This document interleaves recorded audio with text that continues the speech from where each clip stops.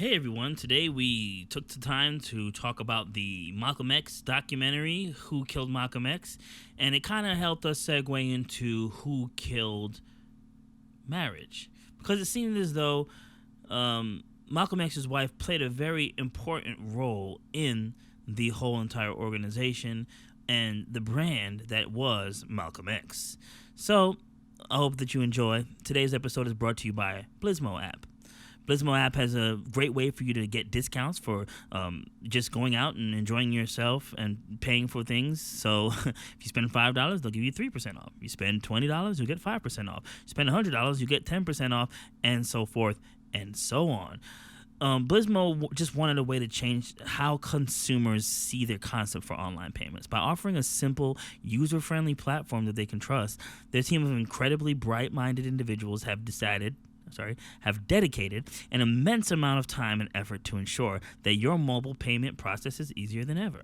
They have always believed that, unlike other social media apps that drive people apart from the real world, they bring people together, online as well as offline. Through Blizmo, they will enhance your success through performance of greatest super app in the world. Blizmo app. Happy hour, every hour. Hope you enjoy the podcast.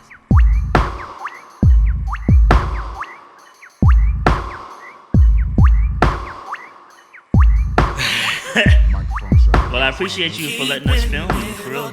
Yeah, because it's all about content. Gotta make content. Yeah, that's what they say. Right. So anyway, I haven't even done a proper introduction. This is Olin. My name is Spooks McGee. This is the Late Bloomer Podcast. The second episode we're recording. This probably won't go up online until probably tonight or tomorrow, depending on when I do it. We have my homie Khalid here. Khalid. Khalid. Nickname LB. LB. Yeah. L Boogie. L Boog. Hey, we out here. We out here. And so basically, yeah, I mean, we have a Christian and a Muslim walk into a studio. That's the premise. You know what I'm saying? And so, but you said you won't put it up, but it's live right now. It's live, but I'm talking about like the actual recording okay. and like with the intro and the outro and like all that shit, like, and then like the artwork, and it's like on YouTube, it's on SoundCloud, all that shit. About some real deal like editing. Actually releasing it, that'll be online. So like in a couple days. So. Cool. Yeah, so anyway, fresh off of watching that Malcolm X, Who Killed Malcolm X documentary, and I felt like, it would be dope to have this brother here, this Muslim brother here. Now, he's not Nation of Islam. They are two different things. He is a Muslim, a traditional Muslim. Sunni Muslim. Yeah. Sunni, yes. And I am a... Wow. I used to be a Seventh-day Adventist, and then I became like Pentecostal. Not Pentecostal. I was a Seventh-day Adventist. Oh, okay. Before I was a Seventh-day Adventist, I guess I kind of just floated around, and my grandmother plucked me out of nowhere and made me a Seventh-day Adventist, and so that's what I became. Then I finally decided that I wasn't going to be Seventh-day Adventist anymore. Why? It's not really my bag. Yeah. Yeah. And so I still believe that you should put away the 24-hour Sabbath. Yeah.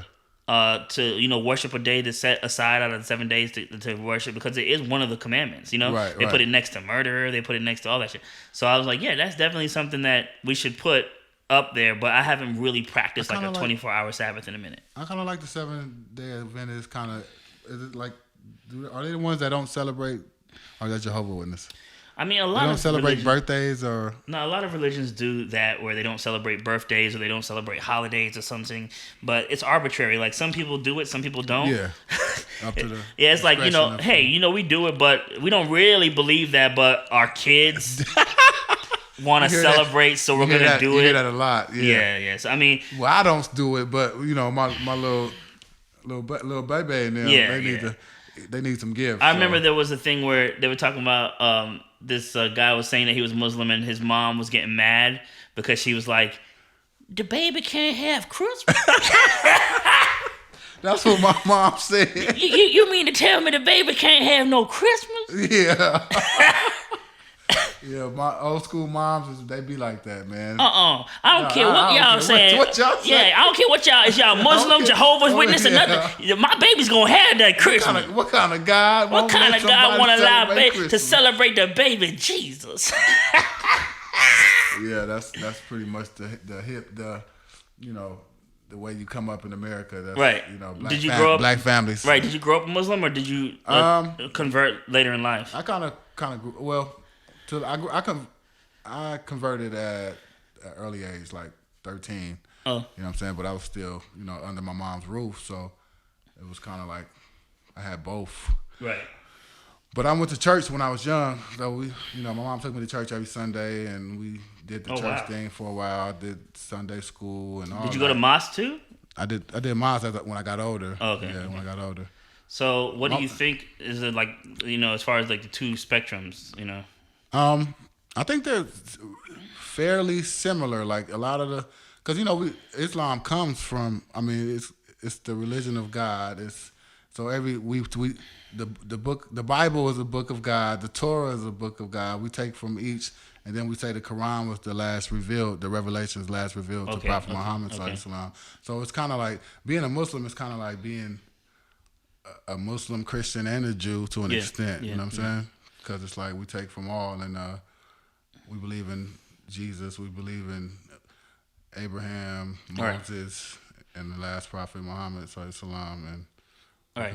Yeah, so. Well, there's a thing that I've taken, which is pretty much not choosing anything. It's like, I believe in God. I believe in the philosophy of Jesus and the story of Jesus. Yeah. But as far as like the technicality of everything, it's kind of lax in my regard because there's too much things that just like, so, I mean, I personally just look at, like you said, I don't know. I haven't read the Torah or the Quran, but if there is things that I have found in Buddhism and Judaism and in the Muslim, in Islam, in Christianity or any other sect that I found interesting or useful, that I would take it. And so that's why as a hip hop artist, I'm sampling everything, and I sample all kinds of media. It's basically much sampling, yeah. Yeah, that's kind of how it came to my belief. I sampled. Yeah. Because it's like this, man. Every single religion, Catholic, Muslim, Christians, even Buddhists, even the Hindus have all got their dirt. Everybody got their dirt. Everybody got some shit that's really fucked up that in their history, in their past. Yeah. And so I just think like we need to stop worrying about who or what the message is or what the dogma is in the whole group and the mass thinking and what exactly the message is, because the message set precedence over humanity's errors, humanity's flaws. You know what I mean? Mm-hmm. And that's okay. So back to your original question, you said what's the similarities or what kind of what do I find in Christianity and Islam to be alike? Yeah. Basically, God is the jealous God. So the thing that I found amazing about Islam is what we call Tawheed. It's the oneness of God. So there's no Trinity. There's no God and the Son. There's just one God, the Creator, and who sent human flesh to give the message or relay the message, and through revelation. So you have Abraham, you have Adam, the beginning of creation, Adam and Eve. Yeah. Through that came humanity, Yeah. And then there came Moses, which was the Jewish religion. The Jewish religion was birthed from. Then came Christianity through Jesus. And then from there came Prophet Muhammad and came Islam. So Islam is basically taking the focus off the messenger per se, or the hierarchy of a human, and focusing it on the Creator. So is that the reason why you guys don't really like the idea that Elijah Muhammad is the prophet sent from God?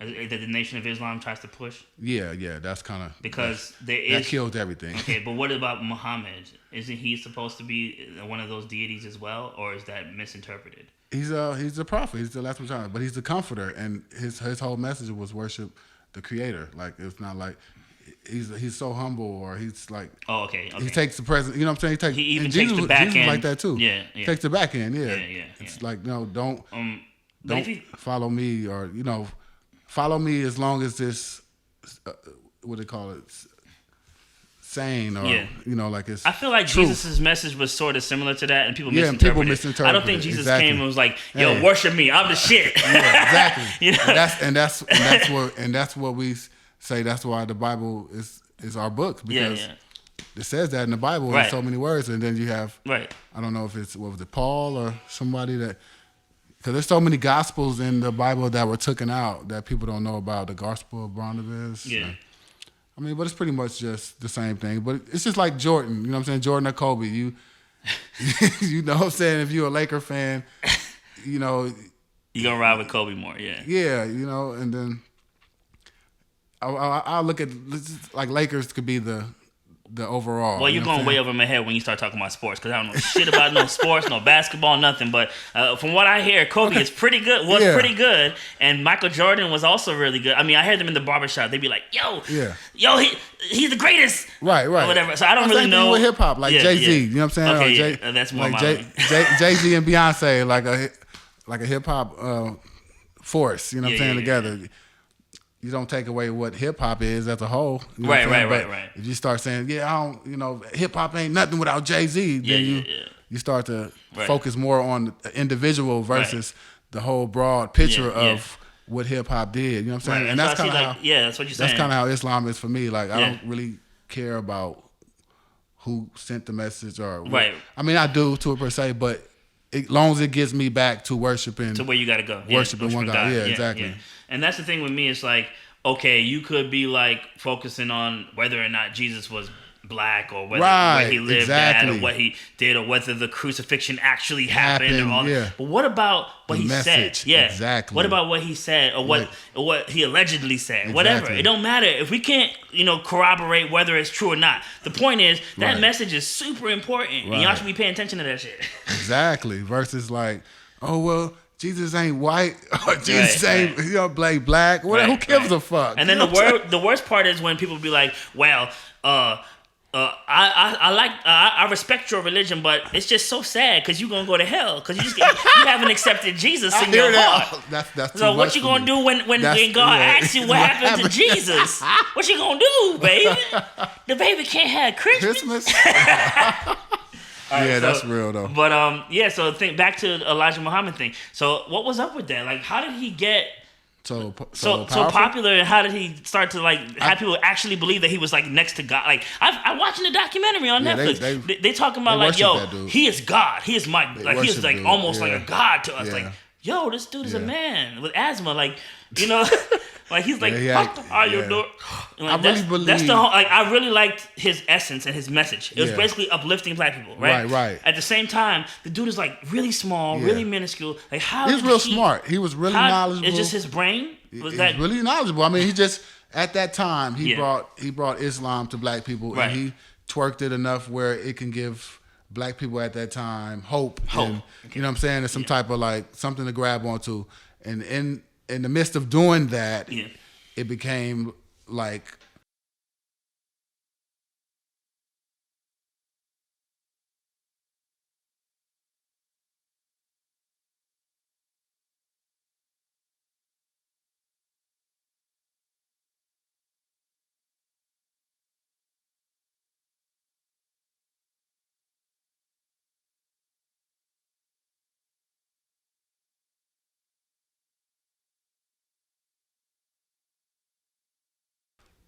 you guys are you guys are my students, my children.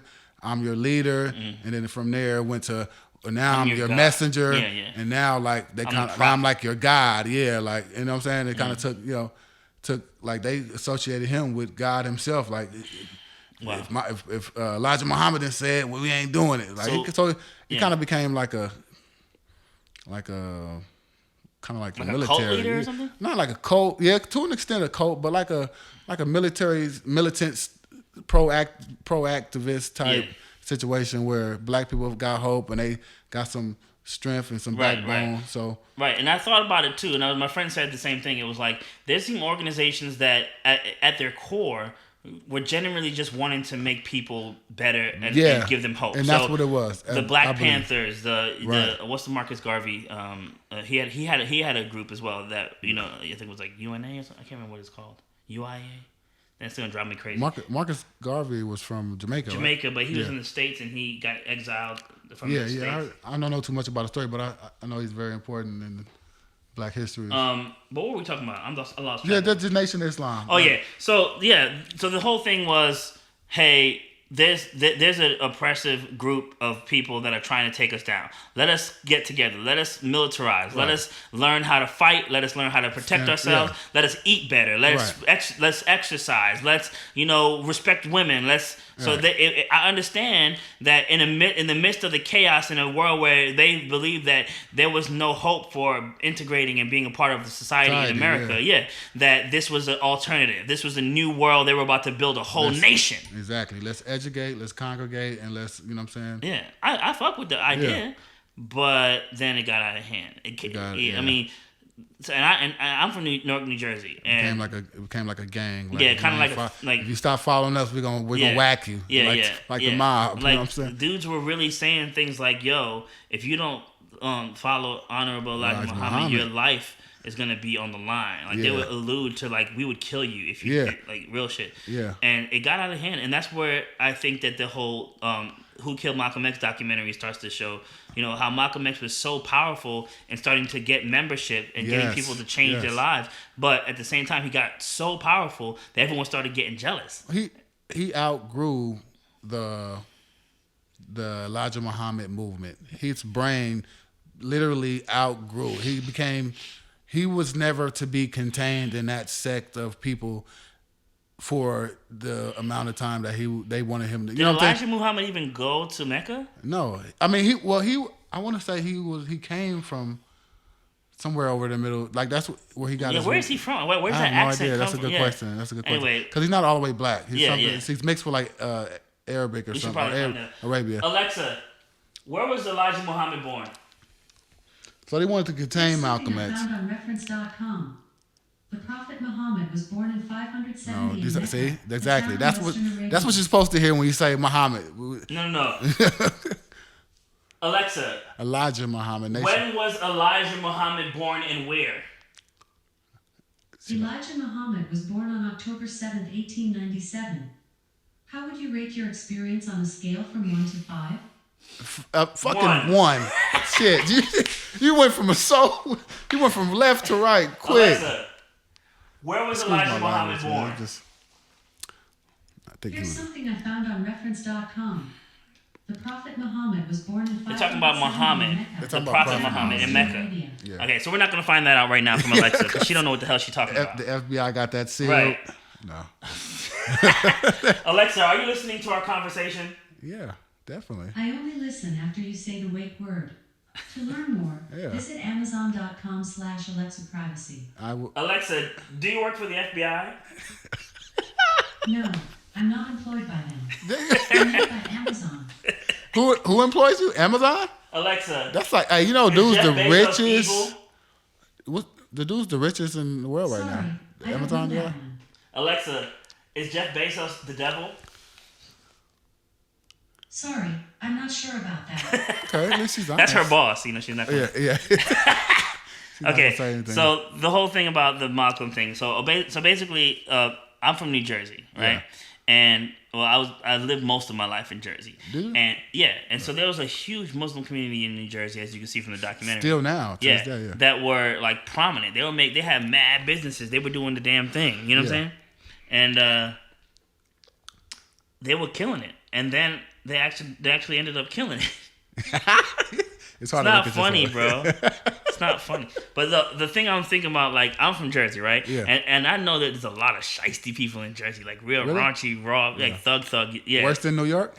I don't know, man. It's close. Grimier, it's pretty. They grimy, though. Yeah. They grimy. So when I saw that it was some New Jersey dudes that killed Malcolm, that was like, ooh, yeah, it's kind of. Yeah. I get it. I see that happening. Yeah, Yeah. But our religion teaches us that you can be a bad person and come to be good. I mean, it's not like once you're bad seed, you always a bad seed. But majority of the time, that's kind of how it ends if you don't find inner peace, I believe. Right. Yeah. I'm joking kind of about the whole New York dude thing, but at the same time, that's what I saw. This dude, regular schmo, just decided to start doing some crazy research with some good old fashioned obsession. Like nobody really is obsessed with anything nowadays except for social media. Like we have to, in order for this to even be relevant, go live on 2 different platforms to make it even worth something. And then I got to put it on YouTube. Then I got to put it on Instagram. In order for it to make sense. So back in the day, people actually had genuine obsessions. Like, yo, I just want to know everything that there is to know about Led Zeppelin, and then that's their obsession for 10 years. Exactly. I'm gonna collect all the Led Zeppelin memorabilia. I'm gonna watch all the movies, all the documentaries. I'm gonna listen to all the songs. So this guy was pretty much like a fanatic about trying to solve this murder. Yeah, and essentially, according to him, he solved it. Yeah, it was the guy who had the shotgun. Right, but if you watch the last what is it? The last episode of that documentary. Kind of like a question mark, like he's to be continued. Like he did find out, okay, who the shotgun guy was and what happened. He ended up dying of natural causes or what have you. But he still wasn't satisfied. He kind of went out. He ended that documentary on some like, I'm not giving up, but this is where it concludes at.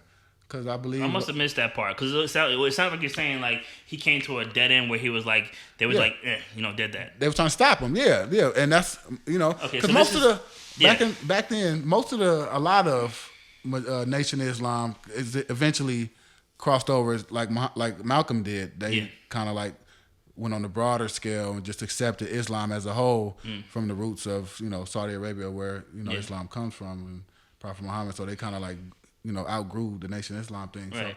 So them guys was like, hey, man, just stop where you at, man. Just let it go, man. You don't want to go deeper. You might have to find you in somebody's alley or something. Right. And so it's like the Wild West back then. Like everyone was killing people, and they were like, well, that's what happens when you do such and such. And like, what the fuck?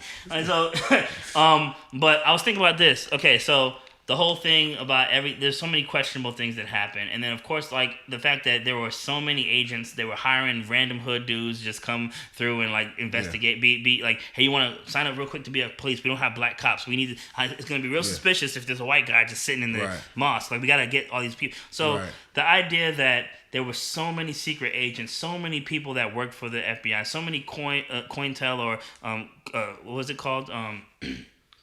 Something intelligence. Oh, co-op intelligence. Cointel Pro. Yeah, Cointel Pro. These guys are everywhere. The ones that found out that Malcolm was cheating, that Martin Luther King had mistresses and shit, and was going to use that against him. Right.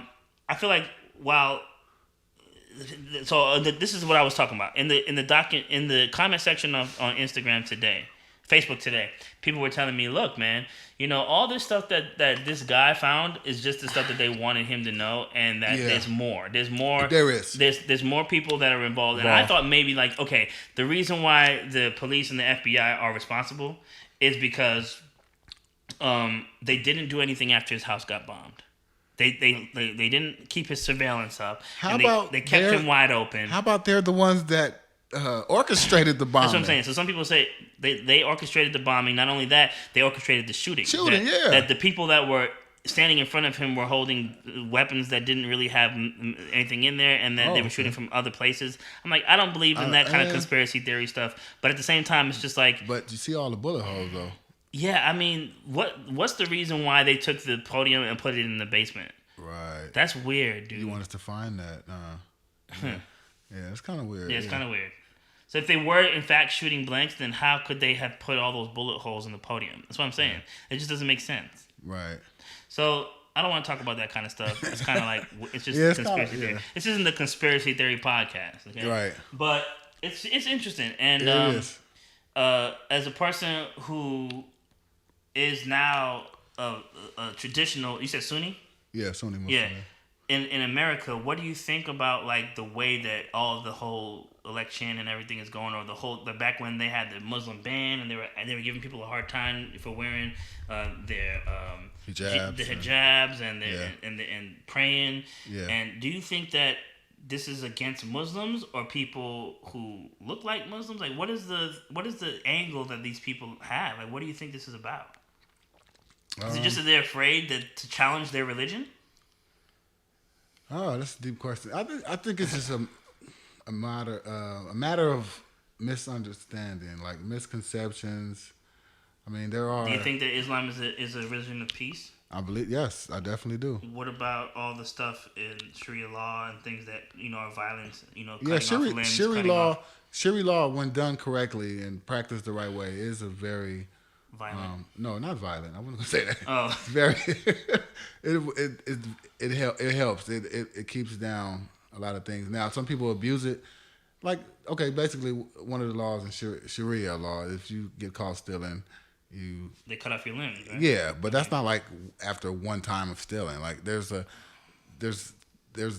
incidents that lead to this. You know what I'm saying? It's not just and it's to remind you that hey, I stole. I'm not gonna steal again. And that's just it's more of a. So you think that in the vein of Christianity, when they have metaphors and similes that are very violent, metaphor, that's yeah. just kind of like a metaphor. Like if something happens, what is this? What is the scripture? Thou shalt not kill. No, something about your right eye that you should get. Like some people take it literally. What? Alexa, Yeah, they what take is the it scripture literally. about the right eye? The plank. What you talking about? What Greg says? The whole. Sorry, I don't know that, but I do have a skill you might like. Alexa, What the It's f called- do you quiet. know, Alexa? Alexa, be quiet. No, it says something about. Now I'm gonna have to. Don't Google. worry about the plank and. No, it's not the plank in your eye. It's Oh, an eye for an eye? Or? no. Take out your eye. Bible scripture. Oh, okay. It says in the King James version. It says, "You hypocrite! First, remove the beam from your own." No, that's not it. It's the same one, all right? There was a guy that was in Wu-Tang, I think. Wu-Tang? Yeah, he gouged his. No, it was like an R&B singer or something. He gouged his eyeball out, cut off his penis, and jumped out of a window. I have no idea what And you're he said talking that it was because the scripture said that if his eyes see something, then he must gouge his eyes out or something. I can't remember. Anyway, the point I'm making is think it's that's not supposed to be taken literally. Literally, You actually yeah. have to take your eyeball out of your face. Right, right. It's a- more it's like- a, it's a metaphor. Right? Yeah, it's more like cover it up and don't, look that way or something. You see, Well, we can go on and on. We can talk forever about this, but Yeah. the whole point is that we can all work together, regardless of which degree that you choose to go towards. Now, as me as a Muslim, I don't really have a problem being Muslim. I feel like I'm blessed in my faith. I feel like some of the stereotypes and some of the discriminations I've eluded. Like I don't really see them. I hear from other people maybe that. Oh, okay. Yeah, like I really don't. And people know I'm Muslim. I guess maybe I'm a big guy. They kind of keep to stay away, but Right. I don't really see. It's just I kind of weigh it as the same way as being black. It gives me the same like obstacles of being black, which there are not really that many obstacles of being black. I think being black is a beautiful thing. What? Yeah, I black- might get overlooked at a job or two, Yeah, or I yeah, might walking into an all white neighborhood grocery store. Yeah, yeah. But when I speak, it's okay. Oh, okay. Yeah, exactly. Yeah. But I feel like that whole thing that's- is weird in general. Like, Yeah. To be cautious at first just because a person has a Yes. beard, it's so weird. But it's- like, it's I'm gonna tell you kinda something, the dude. norm. Like, I've always had issues because I look Mexican, so people always or Puerto Rican or something. Yeah. So people always have kind of been weird to me, especially in the South. Yeah. But when I started growing out my beard and my locks, bro, security clearance got way more difficult. Yeah. I used to go to the Yeah. damn gym all the damn time. All of a sudden, where's your ID? You just scan your card. I'm like, what the? I scanned my card. Leave me alone. You know what I'm saying? This shit's crazy, bro. It is. It is. But and it's all how you present Yeah, yourself. yeah. And at the end of the day, if you get used to it, Yeah. and you kind of like realize, okay, This is I what's kind happening. of then you low key feel sorry for them for being like so stupid. That's where I'm at. So I don't look at it as like a hindrance towards me. I feel sorry for the person who's that close minded Yeah. in life in this day and age. Like you're still locking your door when I'm crossing the street, or you still, you know what I'm saying? Like I'm pulling up in a brand new car. Why Right. would I want your car? One thing I you learned know? from living in the hood is that most of the hood dudes just want to live and just do something. They just want to, Yeah. not be, Yeah. Struggling, and they just kind of want to have fun or whatever. Yeah. But there are thugs and people that are deplorables, Right. but they're few and far between, and they just make the most noise. They cause the most ruckus, but they're Right. not that much. Riffraff all over the place. Right. Most of the people they just want to live, man. Everyone Right. wants to just kind of live. And what I noticed is not even about black and white anymore now. It's not. It's about class. Like Class. it's about race. It's about financial status, rich versus poor, Right. and it's getting kind of You crazy. got some white people that that try to mimic us, or actually I know some white people that grew up in the hood that's more thug than some of my big homies. Yeah, So and I'm gonna give you a and they prime get- example of like I can totally understand the feeling behind not knowing, right? Right, Because right. here's the thing: I'm so far disconnected from poor white people, like poor white Southern people. Yeah. The culture is just so beyond anything that I can fathom. So it took a while for me doing pest control to start to understand these people. Even me, who's a black man, I would be weirded out by people who chew snuff, who hunted. You who be what out? weirded out, like kind of Weirded like out, feeling yeah. like super out of place and super awkward and super like Is I that don't know. Like they chew snuff. They drive big trucks. They wear camouflage. They wear the dirty hat. They like to go to monster truck shows. They like to hunt. They got the deer on the wall. Right. They like that wood aesthetic. They like to go, Fucking fishing. ghetto. Yeah, Fucking ghetto. They white live in people, white trash. Yeah, they live. Don't say white trash. They're not trash. They just Okay. Yeah, just a culture. yeah. It's a and culture. it's a thing. culture. I see that it's a culture, but at the same time, a lot of them think that the only option that they have is to like live in a trailer in the rural middle of area. nowhere, and it's very very similar to people that live in the ghetto because a lot Yeah. of people I've known have never left their state, living in the same I situation. know people that never left the west side of Atlanta. That's crazy. Yeah, That's crazy. for real. And the idea is that they're just afraid of what's on the other side, or Yeah. everyone around them is telling them that they're not worth whatever they think, like they're not worthy of Right. being happy and being healthy and all this shit. So they kind of like just like exist, Right. And I could see how easy it is to fall into that trap because when I was living in the streets homeless, that was about 10, almost 12 years ago. Mm-hmm. Some of the people that I was hanging around out there are still out there. 10 years later, dog. Yeah. No progress whatsoever. That's kind of a choice, right? I feel like it's a choice. I feel like you have to, in order to really climb, humble yourself and go to somebody and be like, yo, dog, Yeah, I'm down. fucked up, bro. Like, Yeah. what can you do to help me, brother? That's And what I had that to takes do. a lot for some people, bro. It Like, does. when you step into the program, and do you mind talking about that? No?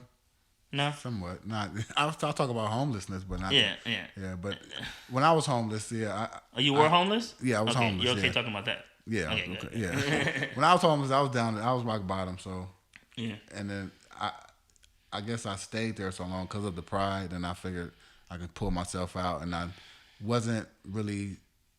No, there was no one really around me that was able to tell me, "Hey, man, you falling off." You know what I'm saying? So, I would see my family so far in between, and my mom would give, she'd tear a hole in my ass. But the people I was around, they was doing the same shit I was doing, so it was no, I couldn't really see what the fuck was going on. So when I finally got tired, it took a while, but Yeah.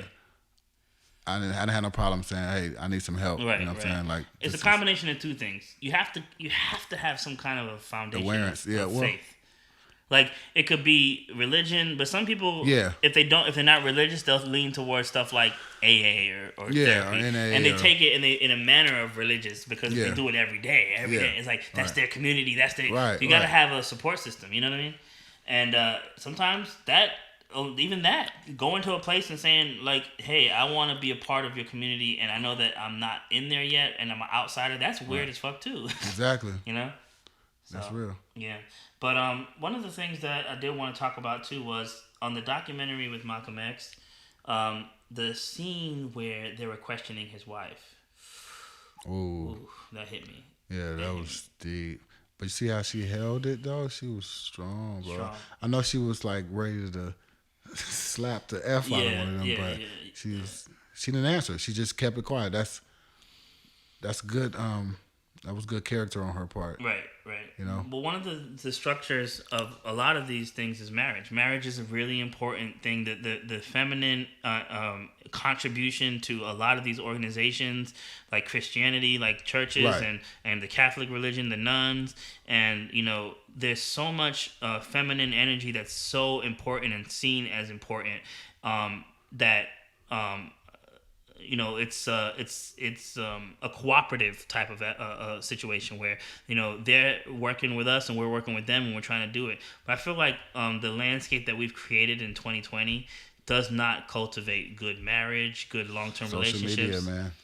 I think it's deeper than social media. It's deeper than social media, but that's a start, because you can you try to find beauty in the wrong places, like in the wrong aspect of a when you like looking for a woman, I guess.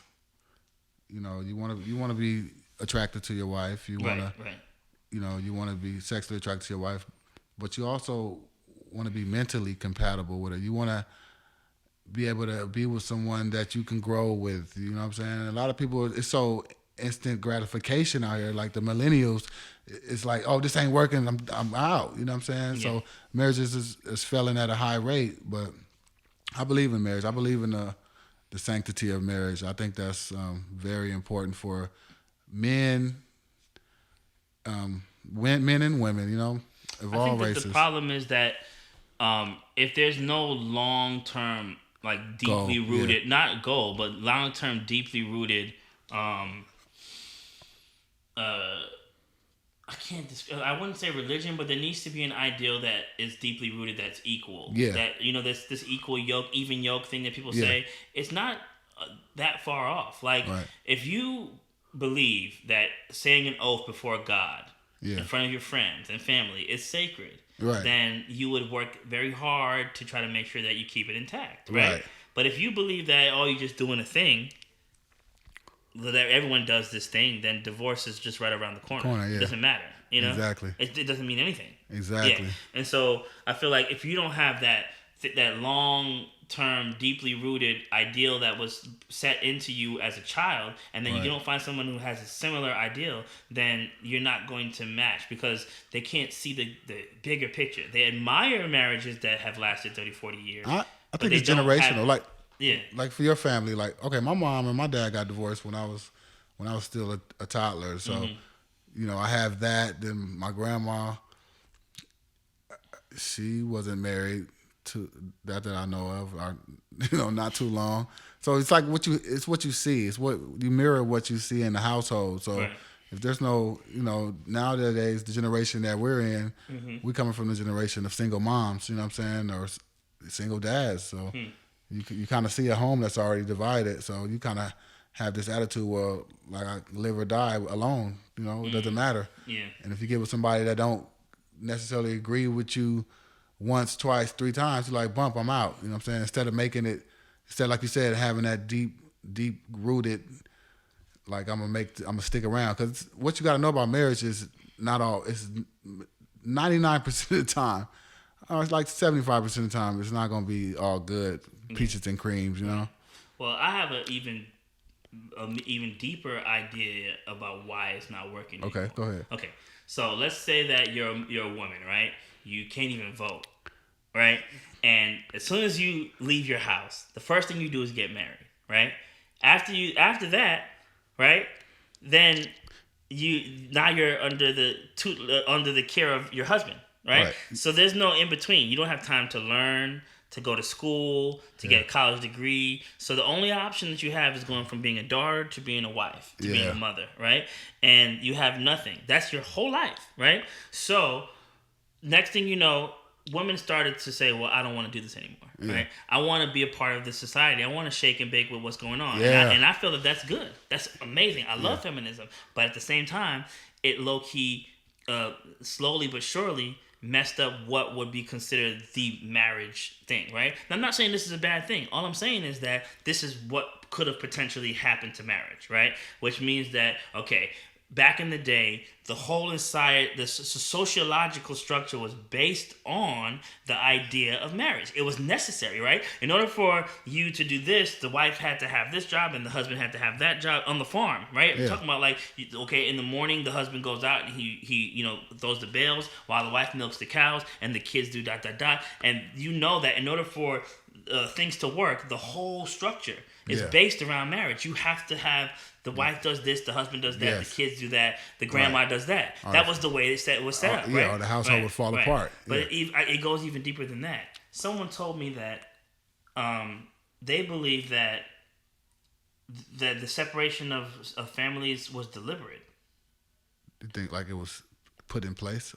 Yeah, because By- if you look by at government assistance programs, the way that they're set up, is basically it favors a woman if she's single. If you're living in Section 8 and they Yeah. find out that there's a man in the house, Yeah. they kick you off. Yeah. And you're more likely to get more money if it's a one person household, and everything about all these government structures, while they were initially set into place to help to get people to offset the difficulties of segregation and racism, at the end of the day, it ended up being detrimental. And I feel that people saw that it could be potentially detrimental, and they pushed it, made it harder, and made it more possible for it to actually hinder us. I think that's true. And I think so it was put in place purposely. So, I mean, originally to break up black families, and now it's trickling down into white families. yeah, so I think that it's like you said, it's not a black or white thing anymore. Yeah. It's a poor versus wealthy. Wealth, I see a yeah. lot of poor white people that are waiting for their check. They Using can't the do same- anything until they get their check. using right? the same system, yeah. And the system is in play where it's basically like, well, if I have mental illness or I have a problem or physical disability, then I can get a check. Right. I don't have to worry about working. And then I Right. could smoke and I could chill and I could Yeah. do my thing. You know what I'm saying? Yeah, that's a cap though. Like Yeah. you can get to a certain level and it's capped out. Well, Right. who wants to live with $800 a month for the rest of their life? Or I guess the maximum is like $1,200. Right. Like the second that I was able to be self-sufficient, when the opportunity arose to apply for food stamps, I said, let's see if we can do it ourselves. Yeah. It's just something about doing it yourself. Like, Yeah. you know, it just feels better. The food tastes better. Tastes I worked better. with it. Peace out. Yeah, appreciate it. You know? Yeah. But Not just buying junk food. Yeah. You know, you got. Yeah, for real. But and I don't want to bring every episode to racism is the problem. Yeah, I know, but However, Kinda I feel is. like in 2020, like everything that we're seeing, or most things that we're seeing, are a result of systematic racism coming to a head. And one of the things is the idea that, hey, we could work together and we could make it so that we could change the landscape of what black marriage and marriage in general actually means. Mm-hmm. Or we could be just basic bitches and just fucking divorce and be over with it. Mm-hmm. Or we could give up and, you know, just keep continuing the cycle of broken families. So let me ask you this. So, Yeah. what? You mind if I ask you about your marriage? I mean, I'm not really trying to give up too much Yeah, personal stuff, yeah. but what you want to know? I mean, like, I guess what I was gonna say is like, Yeah. what changed there? Like, what was the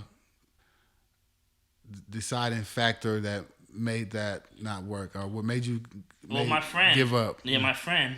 Yeah, my friend. His problem was that he didn't have the knowledge, right, Yeah. of how to be fiscally responsible, right? Okay. And that goes back again, in my opinion, to systematic racism. Because if you're living in an environment, right, where there's no father, right, where there's no example, right, and the grandmother is there and she's working, right, and she's doing her thing, right, she might be making all the right financial decisions, right, but she doesn't have the time to sit down and explain to you what life insurance is, to explain to you what credit is, to explain to you what renter's insurance is or mortgage is.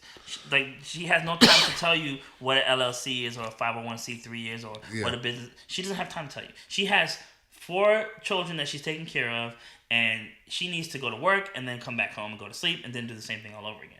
So what happens is you wake up one morning, 33 years old, and you don't know anything about credit. You don't know anything about anything, really. And so, there's a quote from Tupac where he talks about, like, a lot of people get a head start from their dad or from, their thing, or they can see an example of a business person, a person that does something that is business related, that is kind of second nature for them to understand how to run businesses, right? So I think that this is the reason why a lot of black businesses fail, because we have to kind of figure it out as we go along or go to school for it. And a lot of people don't have time to go to school to understand basic business principles.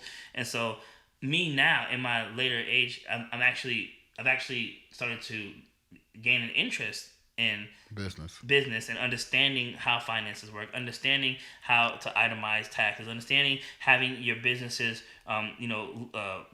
DBAs and your LLCs and all that shit. But if I'd have known that shit when I was 25, Right. I would be straight, because I've had a lot of great ideas for the longest, right? The only problem is that I have no idea how to execute these ideas. And I've spoken to people in their 40s that like say to me, oh, I want to do this and I want to do that. Okay, what you going to do? I don't know. Maybe I'll just post something on Instagram.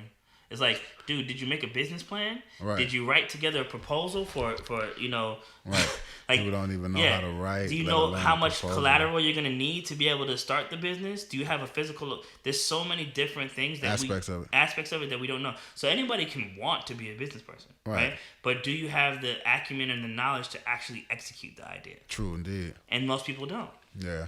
Most people don't. Like, there's a lot of people who want to do a podcast, right? Someone hit me up the other day. Was like, "Yo, I really want to do this podcast. I don't really know. How do I get started? Where do I do it?" Like, But I have a homie who has 2 podcasts, and he was like, "Look, this is how you do it. You need to get your RSS feed going. You need to get your YouTube going. You need to get your Twitter going. You need they put me on game, right?" But because he has firsthand experience, he was able to put me on game. A lot of people are just winging it. That's why there's so many indie rappers that ain't popping that are good. There's so many people that do podcasts, run businesses, sell jewelry, do all this shit, but they're not mapping it out first before they launch, right? And I went to this place, the CBD shop, man. Everything was mapped out in detail. The aesthetic, where things were placed, whether or not people were to question the authenticity of the CBD. Oh, we got it right here. Boom. Here's the lab reports. It's like they thought of everything. Right. And before they even launched and did their grand opening, they had the Twitter, they had the Instagram, they had the Facebook, they had all the social media things already highly engaged, right? So this is because they had 2 businesses before that. Mm-hmm. So, I mean, imagine somebody says, "I'm going to open a restaurant." They could probably do a good job starting a successful restaurant if they understand the basics of how to, food prep and health regulations, and how to make sure that everything is in the right place, in the proper order, and, making sure that you meet all the government standards as far as being able to run a business, et cetera, to run a restaurant, et cetera, right? But the one problem is that you're going to see that there is a workflow, the experience that we just don't have. And the problem that I also noticed was that integration started to kill what could have been a good opportunity for us to be fiscally responsible. So when Granddad, who owned the black corner store, when it became the corner store, it was just like, well, the market is now open to everyone. And so integration is great because, it's unity, right? But it also killed the black dollar and made it so that it was impossible for the black dollar to circulate within the black community. And so what happens is that when I saw it on the documentary that Killer Mike did, when the new generation looks on the documentation and it says you own a gas station in Buckhead, and they go, "What I want that for? I'm gonna sell that shit and I'm gonna go buy a high rise and I'm gonna live good." You know what I'm saying? Mm-hmm. And they didn't see the value of having the long-term business, like sitting down at the countertop. "Welcome to the gas station. How may I help you?" Stocking the shelves, talking to the vendors. They didn't see the value in that. They didn't see the value in that. And so one thing I noticed is that, another problem that I'm also noticing too is that there's so many different types of black people that it's really hard for us to go, okay, that's my people, let's work, right? Yeah. That's why Indian people have got a lockdown on the Dunkin' Donuts and the Subway franchises. Because an Indian person, when you see an Indian person, that's an Indian person, that's my Indian brother, right? They might not even technically be related. They might just be homies. They might not even get along back home. They might not get along back home or anything, right? But the idea is, well, you're my brother, I'm your brother, let's do it. You know what I'm saying? Yeah. And so the same thing applies to Jamaicans. I call this place Stone Mountain because it's mad Jamaicans out here. It's like Stone Mountain. No, Stone Mountain. Yeah. But what you'll see is the same thing. There's a lot of Jamaican businesses, restaurants, clubs, grocery stores that specifically is Jamaican because the Jamaican knows the Jamaican. Mm-hmm. But a black American who is so far removed from the history, they're not going to be able to identify with another black person. Yes. Like, what's your ethnicity? What's your roots? Where do you come from? I've heard people say shit like, "I'm regular black," just regular black. What does that mean? What does that mean? Regular black. What does that mean? Just a regular black. Yeah. Well, you're not like African or nothing. No, I just, regular black. Just plain old black. Just plain old black. I'm from Blackington. I'm blacker than black, and I'm black and I'm black, y'all. Yeah, that's true though. So But that's it's a lot of problems. So the problem is that this, right?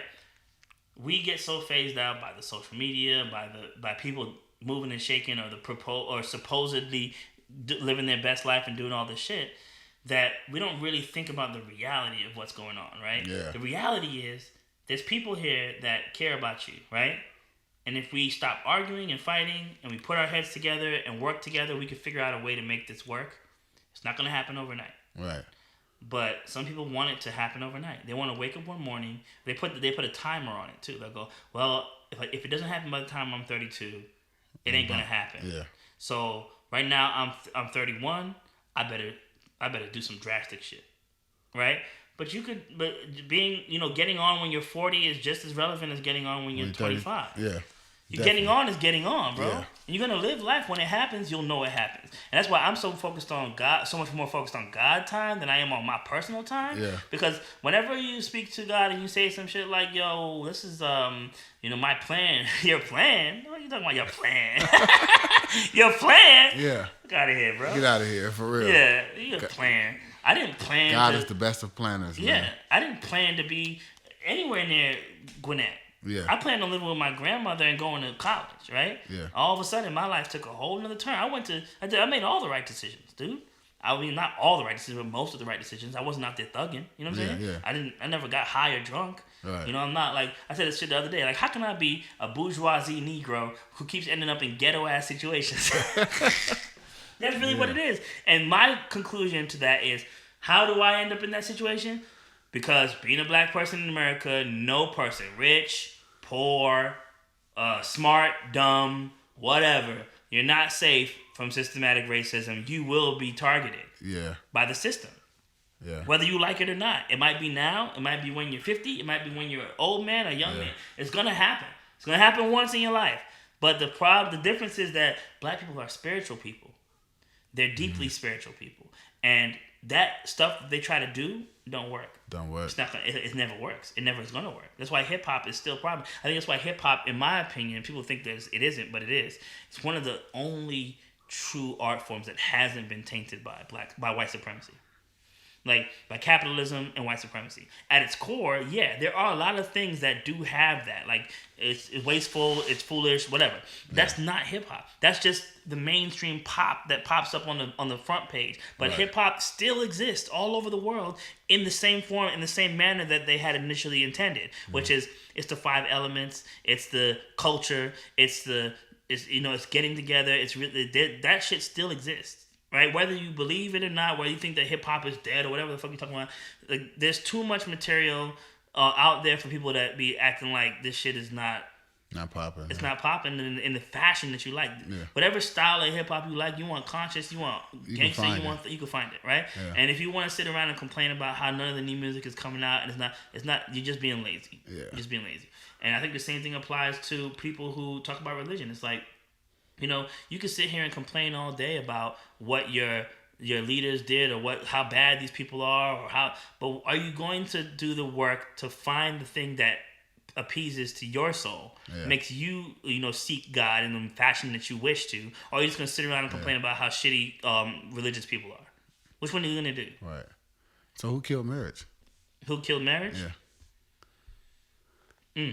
I flipped it on you. Yeah. I mean, the answer to who killed marriage is very complex, obviously. Yeah. It's systematic racism. It's social media. It's, what else? Fiscal irresponsibility, fiscal ignorance, not understanding finances, not understanding what true love is, not taking your mental health seriously. There's so many different factors. True indeed. Not taking care of your physical health. Look at me, I got the jiggly belly. You know what I'm saying? All that shit. Yeah, I got the. All that shit is just a problem. Yeah. So, hold on. We're getting in on an hour, but I have a friend that I wanted to call. Her name is Jack. She's pretty dope. If you want to do a quick call with her, that would be dope. Before you have to go, is that cool? Yeah, that's cool. Who's Jack? What's she gonna? I'm gonna tell you about Jack. Jack is dope. Hold on. I gotta get my smoking apparatus. All right, we'll do like 10 minutes. All right.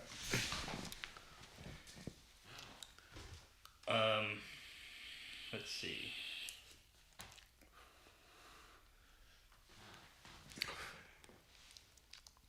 Someone called me twice. That's weird. Who called me? Oh, you know what? Oh, shit. Hold on. What?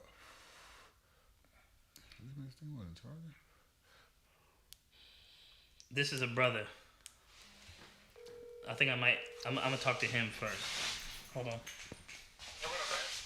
Hey, do you mind being on our show real quick? No, what's it about?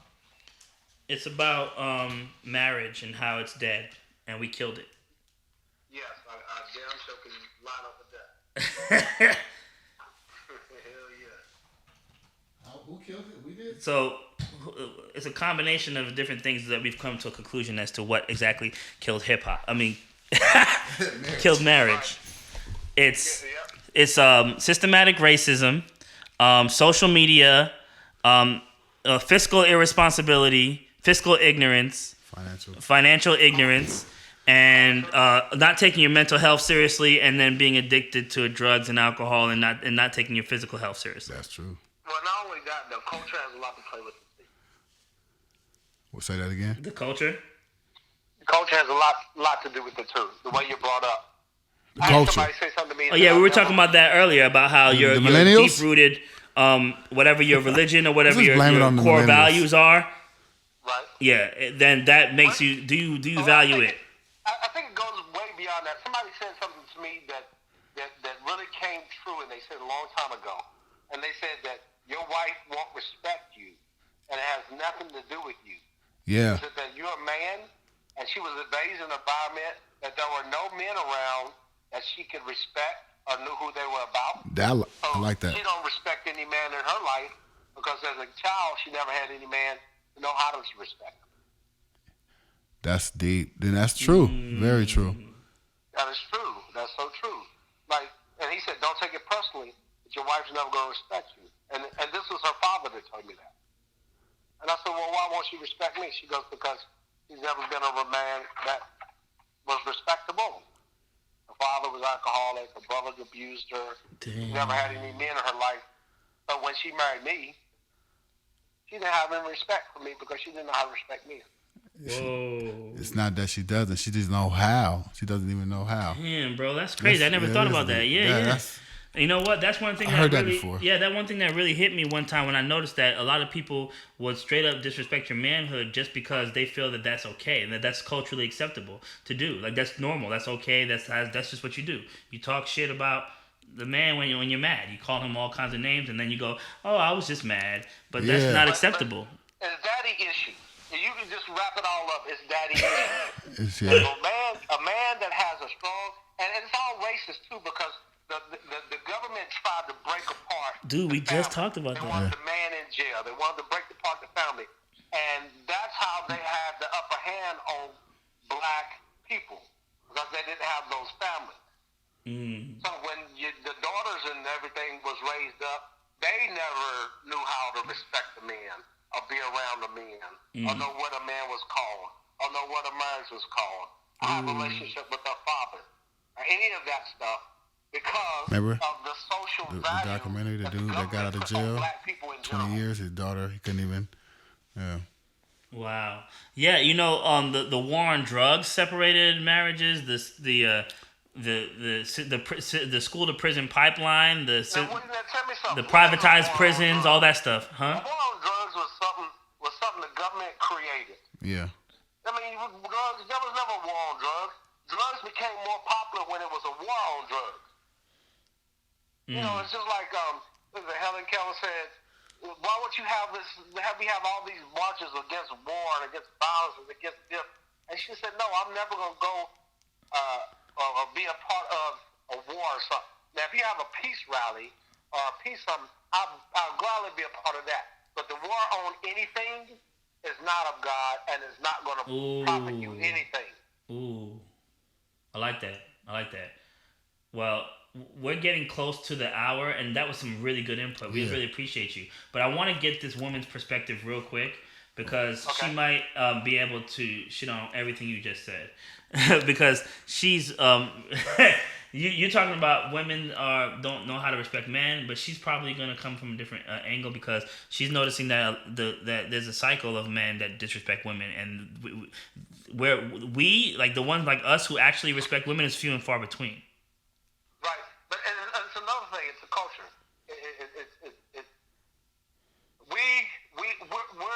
We're brought up usually without a father, raised by our mother,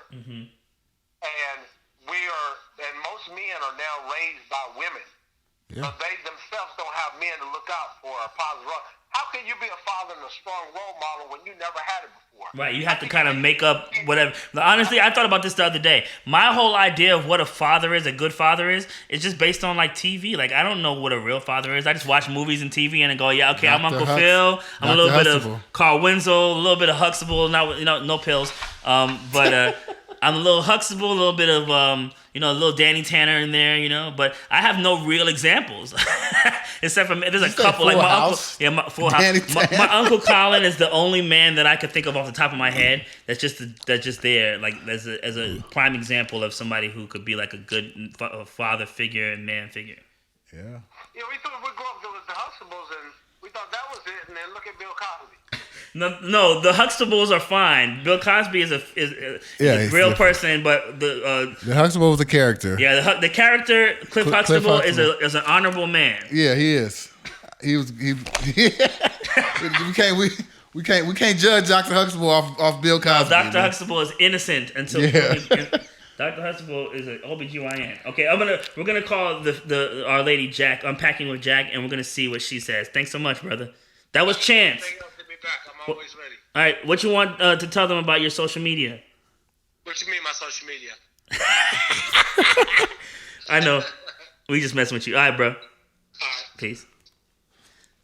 That was All right, good so insight. we got one Yeah, more call. He hit it. Yeah, he hit it on the nail. We got one more call here. It's actually Jack. You gonna get Jacqueline I thought you was Sunshine. okay, you're gonna get a woman's perspective. A woman's perspective, and then we Woo, can I'm close ready. out the show. I'm scared. What's she gonna Scared, say? yeah.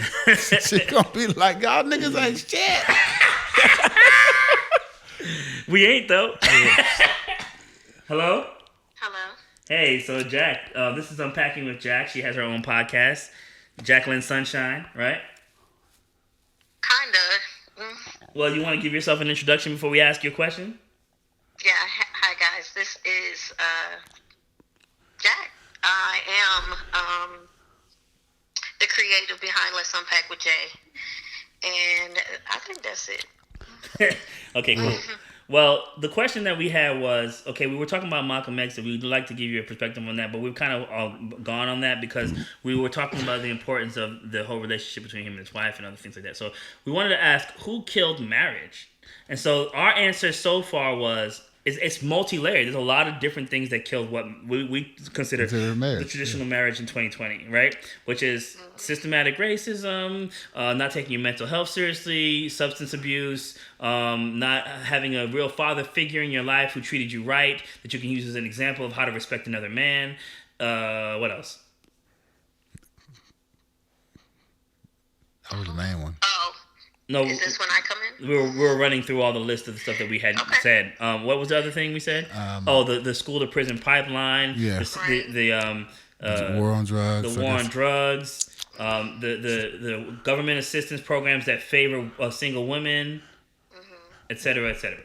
But basically pinpointing that women really didn't have a father figure they can respect. So when they get married, they don't respect their husbands. And then men don't have a Men. father figure to also Yeah, look to to as far as that's a role that's a model. husbandly role model as well. So neither of us know what exactly to use as an example. I was just saying like most of my examples come from TV. I don't know nobody but Dr. Huxtable and Uncle Phil. Right. Uncle Phil. Uncle Phil, rest in peace, Uncle Phil. Right. For real.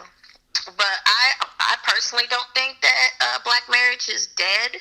If we're specifically talking about black marriage, Well, marriage in that's general. Marriage kind in of general, we're for all the people. I know you bought your black stuff, but we talking about I'm everybody. black, so I'm gonna talk about black marriage. Okay, let's. Okay, let- go let- ahead. So, specifically for black marriage, I feel like it's way more on the rise with our generation because we are taking our mental health more seriously and we're doing more things to cultivate and understand that we are two separate entities. And it's not like, two become one anymore. We're two separate people and we're coming together to make ourselves better. But also from going back, because I feel like marriage between anybody else is completely different because we never had any sustainability when it came to black marriage in America. I mean, we did, because there are marriages that from the older times that, go, 30, 40 years, Right, and I get that, but a lot of our grandparents and our granddaddies and stuff like that cheated on our grandparents and on our grandmother. Yeah, we were talking about that too, about how they didn't really have any options. They didn't have an education. They couldn't vote. So what are they going to do? Go, be a pariah in the society as the divorced mom? Come on, They could have, but they didn't, right? Right. Because they felt like a lot of black people were foundations were in the church, and that was taboo to leave your husband. The baby can't have Christmas. Yeah. Go ahead. We were talking about how strong Jesus is in the black community, and how religion in general is, right. Even so in activism. Yeah, you can be like, you can't get divorced. The Jesus would send you to hell. Or Yeah. whatever they say. Exactly. So that's real, because it was never like how how the American dream and all these things for white marriage, where the man went to work and the wife stayed at home. A lot of for black families, both parents were still going to work. Your grandmother was a nanny. Your granddaddy worked in God knows where the hell he worked at. He worked with his hands, right? So it was never like everybody. Your oldest sibling watched all of you. He was basically your mom, and your dad. So there was never like true stability, in my opinion, when it came to black family, because of even back in sharecroppers just working and not building any sustainability for themselves. Go ahead. So in America, it's very difficult to say like there was any sustainability in marriage in the first place. Not saying that it was not, but a majority of our elders and stuff like that come from hard beginnings. Wait. So you're saying that marriage never worked? I didn't say that marriage never worked. That it was just pretend all the time? That all marriages failed and they all suck? No. I literally just said that I think that we are on a different wave as millennials. Yeah. Our traditions when it comes to marriage are dying off from like our parents. But I said that marriage was more so difficult and topsy-turvy. Like there was no true sustainability in a lot of black marriage with a lot of our like elders. Not saying that there was not, but I don't think that there was a lot, especially coming from someone that is also raised by a single parent, a Caribbean parent, things like that. Well, personally, as of late, I'm starting to think that marriage in general is unrealistic at all. Like, just the idea of forever and ever for one person is kind of like super weird, because like, times change, people change, their views change, their lifestyles change, like things happen. So you think you're going to be with somebody forever? Like you're entitled until you die, like until you're dead? Yeah, why not? If that's the decision I make, that's literally the decision I make. Well, what other decision are you willing to make until you die? Stay black. Why not? Stay black? Well, because you decide to have children, and they're still your children. Until you die, yeah. Until you die. But what else? I mean, you took that step. Yeah. Matt, she not even saying anything Have with this these one. kids. Okay, hold on. We got another person that wants to put input in. Thank you so much, Jack. We'll call you later, okay? Right. Thank you. Larissa, you ready? You ready to get on? You ready to put your opinion? Why? Who killed marriages? Black men. No, don't come in. Don't come in hot like that. So, why do you say black men? No, it's not. Well, I first- mean, it's both women and men. You First, know, I hold don't on. believe- First, introduce yourself. Who are My you? name is Larisha. Okay. How you doing? I'm fine. How are you? Good. So yeah. So who? I don't believe. Huh? So who killed marriage? I'm being honest when I tell you. I feel like my opinion is it's black men killed marriages. And they did it by what means? They do it Well, women too, but most, I think it was more so black men because they always label black women as angry. And this is not cliche. I'm being honest, I'm a black woman. Okay. They nag, they do this, do that. But at the end of the day, we just want a good man who is loyal. Yeah, saying that, loyal, respectful, of the black woman. You know what I'm saying? Yeah. All that, treating like a queen, king. Yeah, I believe in all of that. But let's put all of that aside. Just be respectful. Let me know that you love me. You know what I'm saying? Because a lot of the time, black men will step outside of the marriage, and it's not with a black woman. You know what I'm saying? Yeah. But here's the thing. I never understood that shit. Like, I have a hard time with one woman. I'm sorry, Me too. but that's a lot of work, bro. Yeah. You got to be a sociopath, a psychopath to want to take on 3 simultaneously? Yeah. Bro, there's something really wrong with you, fam. Like, you really need to reevaluate your life, brother. A lot of the time, though, some men just fall into it. They don't. It Oh, you slipped and fell in some pussy? Whoops. So we were talking about Oh, we were talking about the respect level that black women have for their husbands. Not having a figure to look proper to, yeah. black male role model as their father or a brother or whoever they grew up with. They never had the proper image of a black man. So when they get married later on, they end up disrespecting their husbands or feeling more dominant than their husbands. 9 times out of 10 it's because they had to do it by themselves. Oh, so now it's a power By yourself. trip. Yeah. Gotcha. Because I know black women who uplift their husbands and are very respectful to their husbands, and they haven't had male role models in their lives. That's true. I mean, And I'm not saying every. My question is, has he ever called... What's that noise? What's all that noise? It's live. Are we live? Oh, you were playing the video. You must I have don't closed the... I should have announced that I was going to go live. Share. Hit share. Yeah. Khalid? Okay, you're probably gonna have to go live again. I'm on Instagram, whatever. People might be watching right now. Yeah. But go ahead.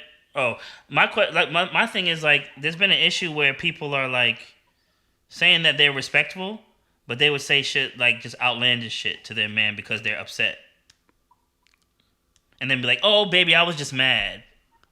No, I understand that. I've been there, so I understand that. But I can only speak from my experience, and the reason why I started to do that and react in that way is because a lot of the time I let things slide. It depends on who you with. It depends on how you guys communicate. Because I know there are women out there who are aggressive, but the women that I know, the black women that I know, are not aggressive for no reason. So when No, there shouldn't be a reason at all for you to disrespect somebody.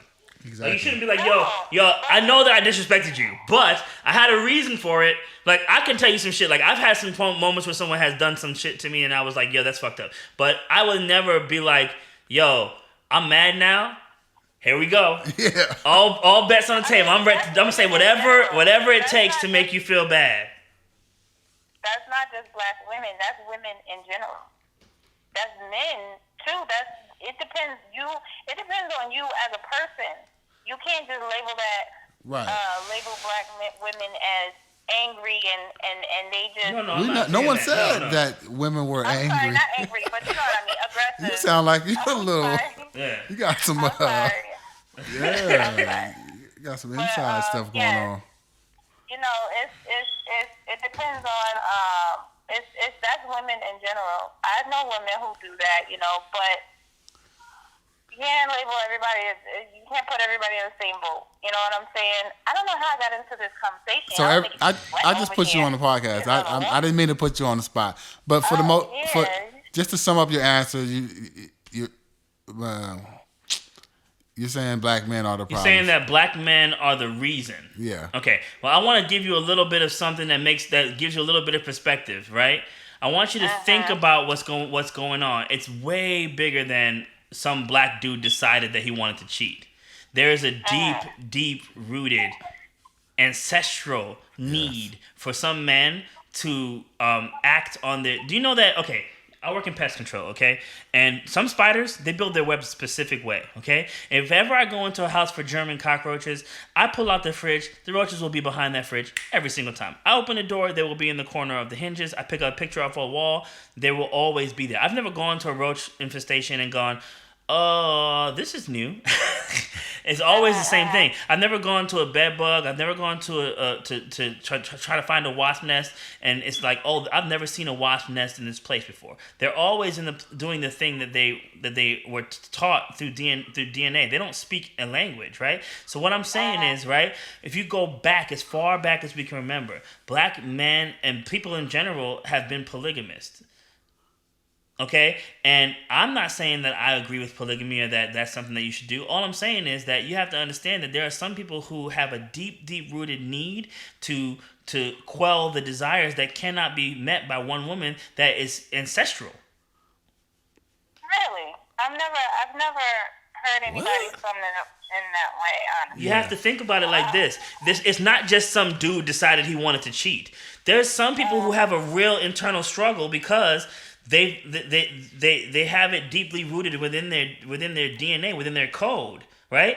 That they just cannot. It's just something of like it goes against their natural state to be with one person. I'm not that person, but I totally. We're speaking about black marriages in general, like black men in general. Right, and that's one aspect. The other aspect is their father and their father's father and their father's father all thought that it was okay to step out. And we were talking about this earlier, that it was just commonplace for a man to step out. Mm-hmm. Even Martin Luther King. You talking about Martin Luther King? You talking about the guy who was like a top pastor, like had all these degrees, a respected man in the community. Even he couldn't help the need to want to get extra side pussy.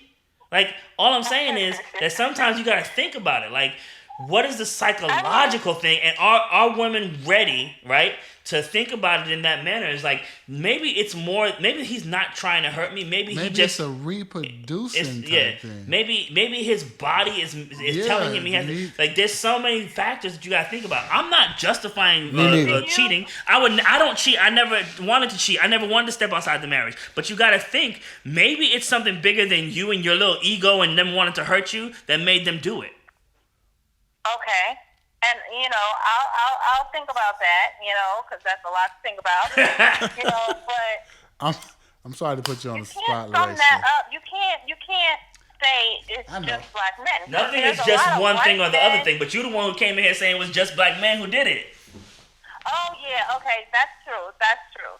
But you're talking about black marriages, okay. The whole thing is that we said that who killed marriage? The answer, the actual answer is multifaceted, multi-level. It's systematic, it's mental health, it's substance abuse, it's so many different things. Financial irresponsibility, there's so many factors, religious core beliefs and aspects. So it's not one or two things. That some people want it to be one specific thing, and you wanted it to be one black thing. Men Black cheating. men, black men cheat. That's the reason, right? But there's a lot of reasons why many things happen that we can't boil down. And that's what this podcast is about, pretty much. It's just like things are happening. And we're just now realizing that in our older age. And that's why I'm calling it the Late Bloomer Podcast. Because TV shows and movies that came out back in the 90s, looking at them with fresh eyes as an older gentleman instead of a young man, you could see that there's a lot of these themes and a lot of the things that's been going on has been going on for as long as we can remember. Uh-huh. So all I'm saying is, nothing is this or that. However, it's sometimes fun to just pick a side and then have an argument as to why that side is that side. But even as a person who has never had the desire to cheat on his wife, I, too, can find empathy with people who struggle with that. I mean, yeah, I understand that. I mean, this day and age, how long have you been married? 7 years. 7 years. Mm-hmm. Didn't make it to 10 though, so. Well, Yeah, you I was will. this close. You will see. I was so close. Where are you guys located? I want to pull up there. I want to talk. I want to be on the podcast. We're in Atlanta. Where you at? In New York? No, I'm in Snellville, Georgia. Oh, we live in Snellville right now. Yeah, I know. That's I mean, what Brian was telling me. Brian said he has to go, so right. Yeah. Yeah. Oh, okay. But I mean, All right, guys. next time that we record, you can pull through. We literally probably are like 5 minutes from you because Snellville's not that big. And I live in Snellville. I live off of Bethesda. Well, I can't give my location, but Somebody pull up. yeah, right. Somebody don't do really that. gonna pull up. But yeah, I mean, I can beep that out. We're no longer live. So. I'll bring you in. We'll do this again sometime soon. And, All right. and you're welcome to. Appreciate it. It was nice Yeah. talking to you guys. Hey, All you right. too. You too. Hey, listen. All right. Nothing is this or that. I get it. Listen. And this I wasn't a can't wait shot to talk at to you. next I didn't mean to put podcast. you on the spot Yeah. or anything. No, it's okay. I love that. I love it. I love new information. I didn't think about it in that way, so I'm gonna go ahead and do some research. Oh, she want to come back. We might have to do a part I'm two. Yeah, she about to do her Googles. Who killed marriage? My Google. Go to the library. Library. Yeah. All right, peace. All right. Well, you guys have a good night. You too. All right, everyone. So the answer is that we all killed marriage, and marriage might not actually be dead, and it's possible that we might resurrect it, and it's possible that it might not even be a realistic goal. But who knows? Shoot up the club. This is to be continued, man. We might. Yeah. I mean, we're almost at 2 hours, bro. Yeah, yeah. So I mean, an hour and I think you should like whatever. I mean, it's already on live, but you know, that's a good introduction run. I want to do this more often with Yeah. you. Let's do it. Bring up some topics, but yeah. Peace and love. Peace and love.